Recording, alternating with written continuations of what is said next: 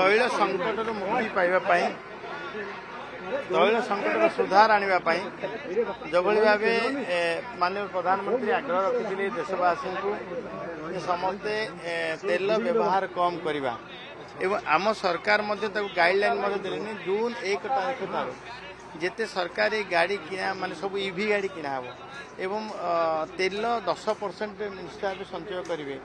एवं समस्ते जो कार पुल रे मिसिकी समस्ते जीवे एभलिया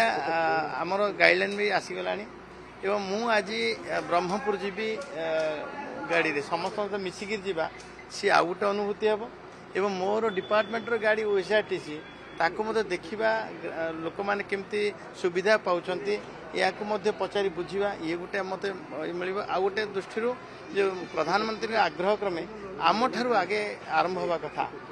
जो कथा मितव्ययितार कथा रखिंट आम ठारू आरंभ हो तेणु मुझे कथा को अक्षर अक्षर पालन कर सरकार जो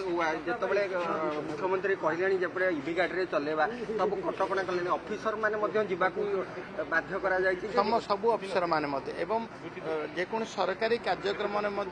भर्चुआली समस्ते जोगदा अग्राधिकार भितर काम करेंगे एभलिया आग्रह रखिंट जिते कोरोना समय आम देखिले से कालखंड में बहुत सुविधा असुविधा आम उपभोग कर सारी समस्ते एडजस्ट भी होती सहयोग करने कारण ही आम देश आज तिष्टि पारा अर्थनीति क्षेत्र में अग्रगति हो पारा समस्त